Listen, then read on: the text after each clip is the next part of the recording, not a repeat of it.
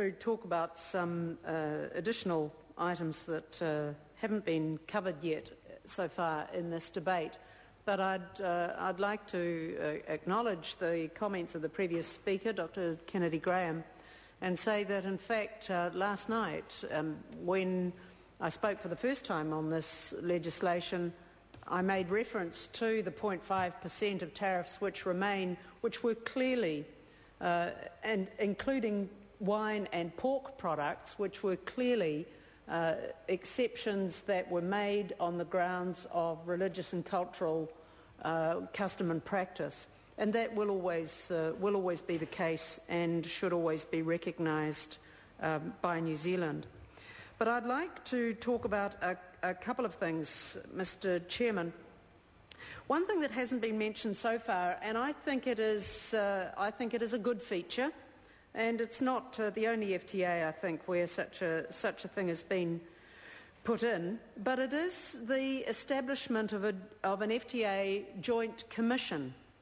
And I think this is an instrument that can be used in the future to assess and amend the impact of this free trade agreement. The purpose of the joint commission is in fact to review the implementation and the operation of the FTA and recommend any amendments to it. So this particular construction makes this FTA, along with others, but we're only talking about the Malaysian one at the moment, makes this a dynamic agreement. It means that we can look in a year's time, because that is the requirement, that the FTA Commission should meet within 1 year of the FTA entering into force, and after that, as often as the parties agree, to assess whether or not there are improvements that can be made to the FTA. And so the Joint Commission will be established and has in its brief a number of committees that will look at the trade in goods, the trade in services, technical barriers to trade, the sanitary and phytosanitary measures that are in the agreement, investment and economic cooperation. And I want to link this to some comments from the Māori Party earlier, because where I want to go next in the consideration of this agreement, Mr. Chair, is into the labour and environment treaty-level agreements. And my colleague Grant Robertson pointed out that these are indeed binding treaty-level agreements. But my connection with the Māori Party's comments earlier go to the labour cooperation agreement. Now, the Māori Party has expressed concerns about the rights of workers and the treatment of workers, and they are absolutely right to do so. We must be clear, however, that a free trade agreement does not prescribe for any country how they might run their internal industrial relations or indeed labour market system. But because we would resent that if Malaysia started to tell us how to run our industrial relations and our protections for workers. And so Malaysia would be rightly offended if we intruded into their domestic policies in this regard. But there are two things that are important about the labour cooperation agreement. The first is that let's just be very clear to start with that these are Malaysia's first such agreements, that Malaysia has not had labour and environment agreements with other countries before now. And so we could say, for the Māori Party's benefit, we could in fact say that New Zealand has brought them to the table in this regard. And that is a very constructive thing to have done. But there are two things that are of significance in my mind as a Labour Party member of Parliament that are important in this the labour cooperation agreement. The first is that no Labour policies, Mr Chair. Call the Honourable Marion Street. Thank you, Mr Chair. The first is that no domestic Labour policies may be used for protectionist purposes. So in other words, both countries agree that they're not going to drive down the wages of workers in order to secure some economic advantage that prohibits or inhibits New Zealand exports into their market. So they are not going to apply domestic policies that will be used for protectionist purposes.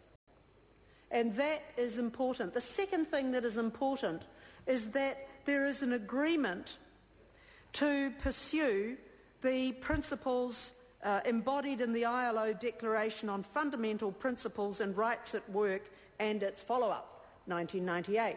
So in other words, both countries, this is no effort for New Zealand, but it is significant that we have this agreement with Malaysia. Both countries are bound into ILO principles and declarations, and that becomes important because the shared objectives of this labour cooperation agreement are that we have a goal of promoting working conditions and improving and advancing the quality of life for workers. In addition to that, there is in fact a 90-day time frame to resolve any issues arising out of this. So if we think something is going wrong with this part of our FTA, the Labour Cooperation Agreement, we can actually raise the matter and seek to resolve it. And there is a 90-day time frame for resolving such issues with Malaysia should they arise. And that even includes the involvement of ministers. So this is a significant addition for Malaysia, but it is a significant aspect of this free trade agreement that we should not lose sight of. Similarly, Mr Chair, the Environmental Cooperation Agreement will address all sorts of things, again establishing a framework for cooperation with the intention of working together across a whole lot of environmental issues, including environmental expertise in technology, waste management, wetlands management, ecotourism, environmental remediation, and so the list goes on. And that also becomes a significant piece of this apparatus. So, subject to the same provisions for resolving any disputes that arise out of it, even to the level of ministers. I will have the pleasure and privilege of meeting with the Malaysian Foreign Affairs Minister later this week, as he is visiting this country. Oh, in fact, tomorrow. It only says Tuesday up there on the board, Mr Chair. But in fact, on Friday, I will be meeting with the Malaysian Minister of Foreign Affairs, and I will have this discussion with him, because this is a good moment for us to be passing in all its stages this Malaysian Free Trade Agreement. And I too would like to add my acknowledgement of the Minister Tim Grosser for his part in the advancing and conclusion of this free trade agreement. We have a minister who understands not only the mechanisms but the detail of such free trade agreements exceptionally well, and that has been of advantage to New Zealand. Mr Chair, there are also services that are included in this agreement, and the primary one that I just want to take my closing moments to speak on that is of real significance is education.